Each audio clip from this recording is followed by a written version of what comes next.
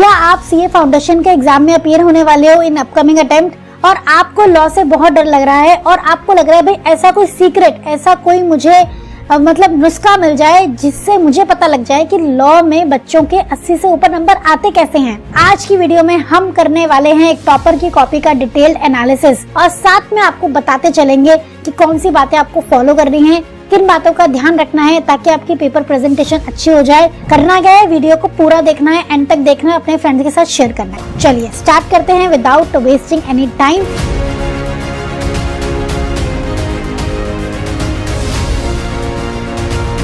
जय श्री श्याम स्टूडेंट्स, कैसे हैं आप सब। सबसे पहले हम ये देख रहे हैं कि बच्चे ने यहाँ पे स्कोर किया है 100 में से 81। आइए जानते हैं कि बच्चे ने आखिरकार इतने अच्छे मार्क्स स्कोर कैसे किए।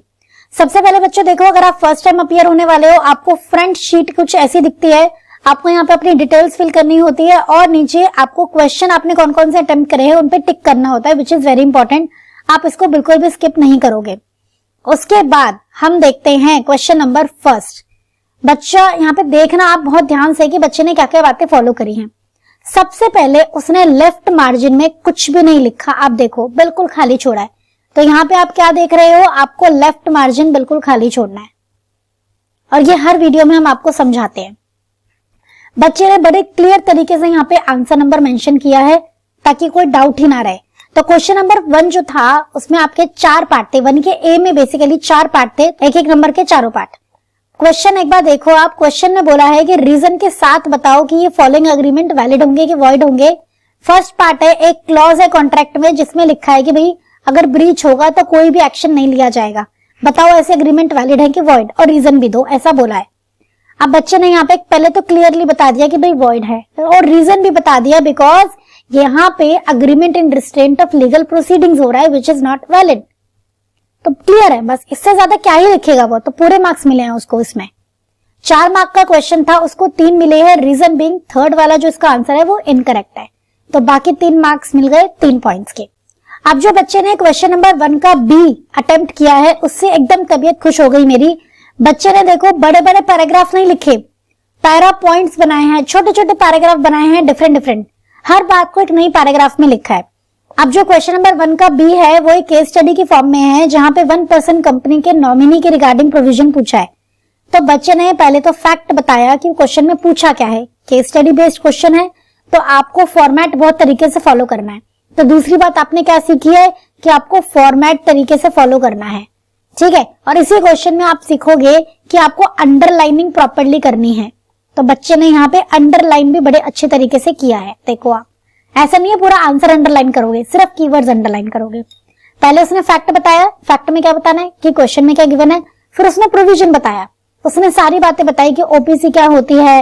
ओपीसी में एक पर्सन होता है जो नॉमिनी होता है। देखो बैकग्राउंड भी बताया है, ठीक है। सीधा स्टार्ट नहीं हो गया कि नेचुरल पर्सन होना चाहिए, सिटीजन ऑफ इंडिया होना चाहिए, रेजिडेंट होना चाहिए। उस टाइम रेजिडेंट होना मैंडेटरी था, अब नहीं है। उसने सारी बातें क्लियरली बताई हैं।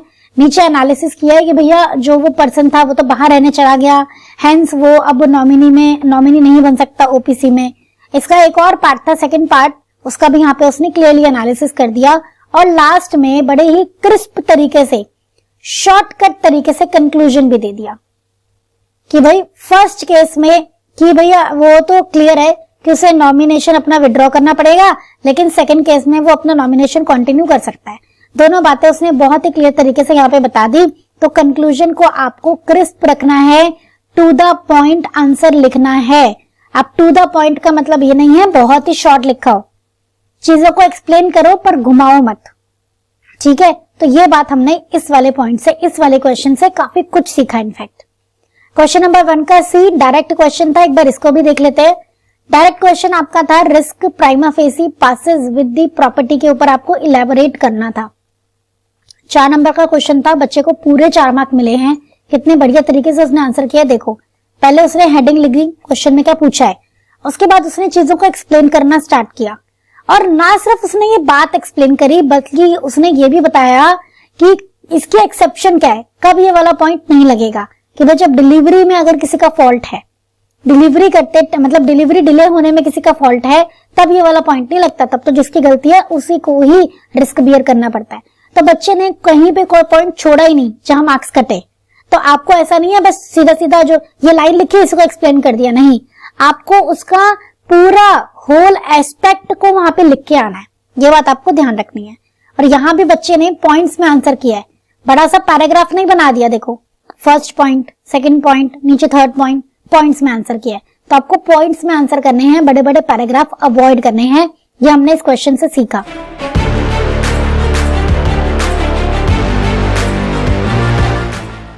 क्वेश्चन नंबर 2 के ए में 7 में से उसे 5 मार्क्स मिले हैं। अच्छा स्कोर है, एक बड़े क्वेश्चन के लिए बहुत अच्छा स्कोर है। यहाँ पे मार्क्स इसलिए डिडक्ट हुए, इनफैक्ट देखो आप ये डेफिनेशन जो उसने लिखी है ना, कंटिंजेंट कॉन्ट्रैक्ट का क्वेश्चन था, वो उतनी एग्जैक्ट नहीं है। और डेफिनेशंस हमेशा आपको एग्जैक्ट ही लिखनी है, जैसी आपने लर्न करी है, जैसी आपकी बुक्स में गिवन है। तो 1 मार्क तो यहाँ पे इसका इसीलिए डिडक्ट हो गया है। बाकी जब भी कोई बड़ा क्वेश्चन होता है तो आपको ऐसा एडवाइस किया जाता है कि आप उसे डायग्रामेटिकली थोड़ा सा एक्सप्लेन कर दो, तो वो भी यहाँ पे थोड़ी सी कमी देखी गई है, इसीलिए मे भी हो सकता है उसका 7 में से 5 स्कोर आया है। अदरवाइज वो भी बहुत अच्छा स्कोर है। लॉ जैसे एग्जाम में फुल मार्क्स मिलना तो काफी मुश्किल होता है, तो उसने यहाँ पे सारे के सारे पॉइंट्स बहुत अच्छे तरीके से, कॉन्टिंजेंट कॉन्ट्रैक्ट के रूल्स पूछे थे, उसने पूरे 6 पॉइंट्स यहाँ पे बहुत अच्छे तरीके से मेंशन किए हैं। हाँ, अगर वो इसको हेडिंग के फॉर्म में लिख देता तो प्रेजेंटेशन और अच्छी हो सकती थी। ठीक है, उसने सीधा सीधा स्ट्रेट अवे बस पॉइंट्स मेंशन कर दिए। ठीक है, 7 में से 5 marks, not bad. B part LLP का है, 5 में से 4 स्कोर मिला है। एलएलपी के डिस्कस करना था कि लिमिटेड लायबिलिटी होती है एलएलपी में और फ्लेक्सिबिलिटी होती है। उसने दोनों पॉइंट्स को बहुत अच्छे तरीके से एक्सप्लेन किया है, तो अच्छा स्कोर मिला है, कोई दिक्कत नहीं है। थोड़ा सा और एक्सप्लेनेशन हो सकता था, थोड़ा सा स्टेटमेंट के बारे में और बातें की जा सकती थी, तो यहाँ पे हो सकता है इसी वजह से 1 मार्क डिडक्ट हो गया है। बाकी सारी बातें ठीक है।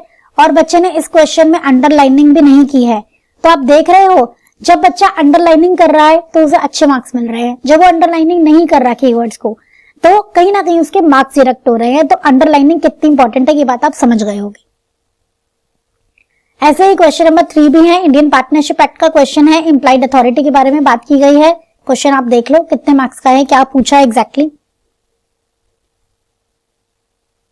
क्वेश्चन नंबर 3 6 मार्क्स का है और पूरे मार्क मिले हैं।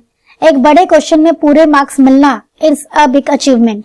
पूछा है इंप्लाइड अथॉरिटी का मतलब बताओ, और अगर कोई भी कॉन्ट्रैक्ट नहीं होता है तो इंप्लाइड अथॉरिटी मतलब रिस्ट्रिक्टेड होती है, तो बेसिकली वो ये पूछना चाहता है कौन कौन सी चीजें इंप्लाइड अथॉरिटी में नहीं आती।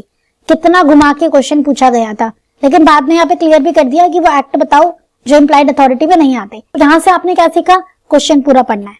ठीक है, ऐसा नहीं है जो स्टेटमेंट गिवन है वो पढ़ के घबरा जाओ, हो सकता है बाद में एक्सप्लेन भी किया हो उसे, तो आप पूरा क्वेश्चन पढ़ेंगे फिर सोचेंगे। यहाँ पे बता रखा है कि पार्टनरशिप एक्ट में partner is liable for all the act of the partner, जो भी उन्होंने अपनी अथॉरिटी में किया। सबसे अच्छी बात यह लगी है कि बच्चे ने बैकग्राउंड दिया है उस टॉपिक का, अथॉरिटी के बारे में बात हो रही है तो अथॉरिटी का बैकग्राउंड भी दिया है। सीधा स्टार्ट नहीं हो गया बस हाँ अथॉरिटी ये होती है, ये वाली चीजें आपकी एम्प्लॉयड अथॉरिटी में नहीं आती, नहीं, बच्चे ने बताया है कि भैया वैसे तो एक पार्टनर को एम्प्लॉयड अथॉरिटीज होती हैं, पर देखो unless there is a specific agreement, ये सारी बातें एम्प्लॉयड अथॉरिटी में नहीं आती। बच्चे ने राइटिंग प्रैक्टिस कितनी अच्छी की होगी कि टू दी पॉइंट चीजों को यहां मेंशन कर दिया। 8 के 8 पॉइंट्स उसने पूरे के पूरे लिखे हैं, इसलिए उसको फुल मार्क मिल गए। अब यहाँ पे उन बच्चों के लिए एक पॉइंट है जिनको लगता है उनकी हैंडराइटिंग अच्छी नहीं है, तो देखो आप बच्चे की हैंडराइटिंग कोई बहुत खास नहीं है, फिर भी अच्छा स्कोर आया है, तो ये बिल्कुल पॉसिबल है कि आपकी हैंडराइटिंग अच्छी नहीं है फिर भी आप अच्छा स्कोर ला सकते हो। अगर आपका कंटेंट अच्छा है, अगर आपका प्रेजेंटेशन करने का तरीका अच्छा है, तो आपको कोई डाउट ही नहीं है कि आपको मार्क्स ना मिले। ठीक है, चीजों को हाईलाइट करो, अंडरलाइन करो, बड़े बड़े पैराग्राफ मत लिखो। स्पेशली जिन बच्चों की हैंडराइटिंग थोड़ी सी अच्छी नहीं है उन्हें तो बड़े पॉइंट्स, बड़े पैराग्राफ बिल्कुल भी नहीं लिखने हैं।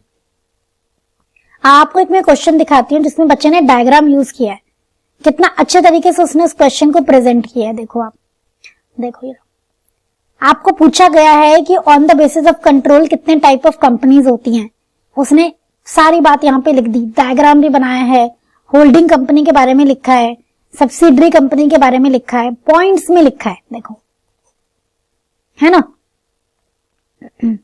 एनालिसिस भी दिया है, लॉ की भाषा भी लिखी है, एनालिसिस भी दिया है, एक और डायग्राम भी बनाया है। सारी बातें यहाँ पे उसने मेंशन की हैं। एसोसिएट कंपनी के बारे में सब कुछ एक्सप्लेन किया है। सिग्निफिकेंट इन्फ्लुएंस क्या होता है, 20% से ज्यादा तो होता है पर 50% से ज्यादा नहीं होना चाहिए, वही आपका सिग्निफिकेंट इन्फ्लुएंस में आता है। सारी बातें उसने इतनी बढ़िया तरीके से मेंशन करी हैं, इसीलिए उसे इतना अच्छा स्कोर मिला है। देख रहे हो, तो अगर बड़ा क्वेश्चन है, डायग्राम लिख के आओगे तो अच्छा स्कोर मिलेगा विदाउट एनी डाउट। ठीक, चलिए, तो आप यहाँ पे आप समझ चुके होंगे बच्चों कि प्रेजेंटेशन किस तरीके से करनी है। हम यहाँ पे की नोट्स लिख लेते हैं। हमें एक तो चीजों को अंडरलाइन करना है, कीवर्ड्स को अंडरलाइन करना है, फॉर्मेट अच्छे से फॉलो करने हैं, पेपर को नीट रखना है, बड़े बड़े पैराग्राफ्स को अवॉइड करने हैं। तो आपको बड़े बड़े पैराग्राफ नहीं लिखने हैं, पॉइंट्स में आंसर करना है। ठीक है, आपको लेफ्ट मार्जिन में कुछ नहीं लिखा। देखो बच्चों को नंबर भी डालना है तो उसने एक और मार्जिन क्रिएट किया अपने लिए, तो आपको लेफ्ट मार्जिन में कुछ भी नहीं लिखना। इस तरीके से पेपर प्रेजेंट करोगे।